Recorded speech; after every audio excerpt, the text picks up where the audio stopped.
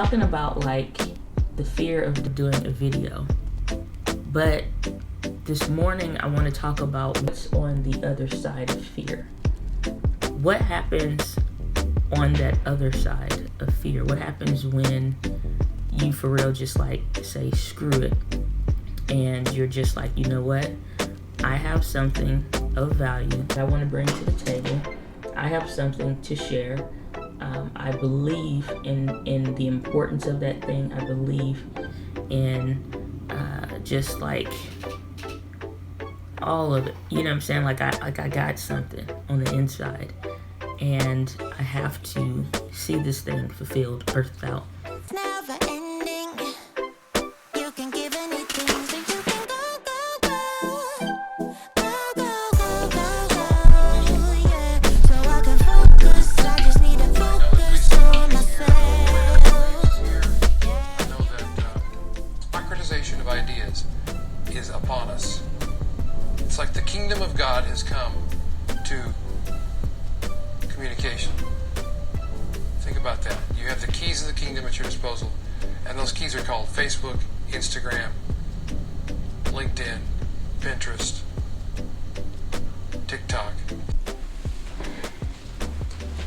Well, hello there, entrepreneurs. Welcome back to the vlog. So I'm super pumped to be getting back into vlogging more regularly for the channel. Try to bring that in some a little bit. Really pumped to get back to vlogging on the channel in addition to regular content. Finally finishing up some really big projects and things like that, and preparing to take on another one. And I know, like, even like, you know what's funny? It's like and it's like not like funny haha, but like funny as in like it's kind of wild, is that I'm 2 months away from it being 1 whole year in my business full time. And just like it literally was April 2019 when I set up the company. I literally sat for an entire month and I thought through the process, and I thought through all of the things that what it would take for the business that I wanted to do, which is video editing production. And so I'm thinking through all of the things, like what is it that I want to do for the business? What are the pricing? What's the structuring? What's the systems that I want to set up and that I want to create? And then I'm looking at it like there is not any real way for me to do this full time. At the time I was working my job full time. I actually kind of like that wider, so I'm just gonna stick with that. So I actually was thinking, like, how is it possible that I'll be able to do what I want to do full time if I'm working a job full time? Now I've already been running a company on the side, but I'm like, I want to set up this specifically for the video editing and production. So I'm like, how am I going to achieve that? Whew, Colombian roast coffee saves lives, let me tell you. And so it's interesting, it's like to be almost up until like the date of when I set up the company to now where I'm almost a year into doing it full time. And it's a pretty radical leap. But then I think about, like, since I was 22, I was getting started in entrepreneurship for real. And it's like even before then being mentored by my aunt, and she giving me certain books just to kind of change my attitude and my outlook on a lot of things.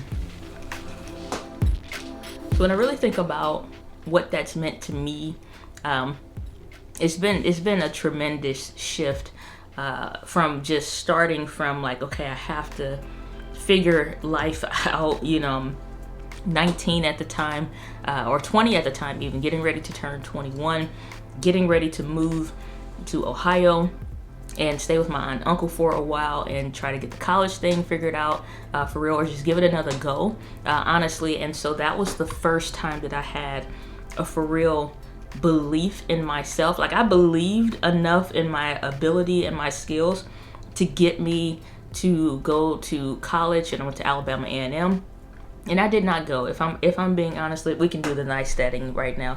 If I'm being honest, I did not go to college at Alabama A&M so that I could actually go to college. Like, I just went, we can bring it a little bit. I just went so I could be in band. I just wanted to be in band. That's it. I wanted an HBCU experience, nothing more. So now being an adult, I can admit to that. I can admit to it, you know, honestly, a long time ago. But you know, just like admitting, like, yeah, I didn't go for any collegiate reasons other than I wanted to be in band. I wanted that black HBCU experience, and there is nothing going to be like it in band. Yeah, there's bands other places, but it's just different, especially down south. So I had to do it. Because, like, I can't now, 30, 31, good Lord, 32 this year, still feeling 22 on the inside.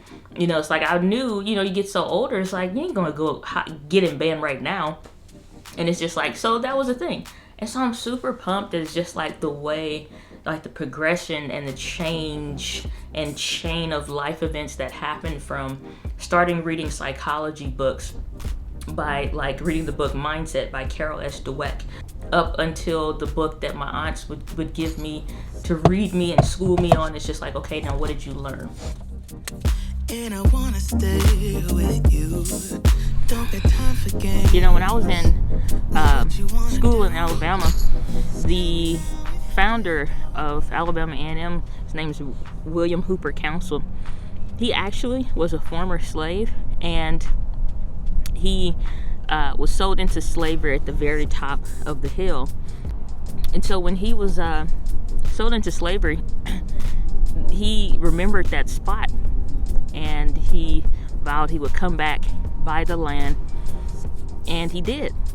It wound up being, he put this bell exactly at the spot, and they've commemorated it. You know, they have rocks, nice little waterfall kind of thing going on there, where he was sold into slavery. And then you know, you go a few paces more further, and you will see where him and his wife are buried there, actually on campus.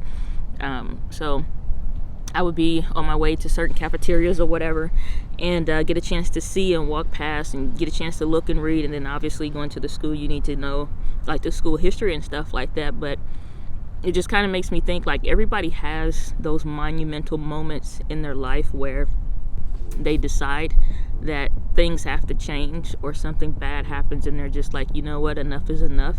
I really want to do something different. And so today I was just kind of like, man, I'm getting chills. It's a little cold out here.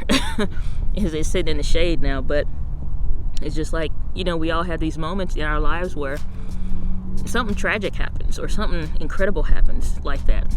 Obviously not getting sold into slavery, but some people are. You know, you got all kinds of weird stuff going on in the world, but we have some like monumental change point in our lives. And it just makes me think of William Hooper Council, where he was just like, you know what, one day I'm gonna come back and I'm gonna buy this land.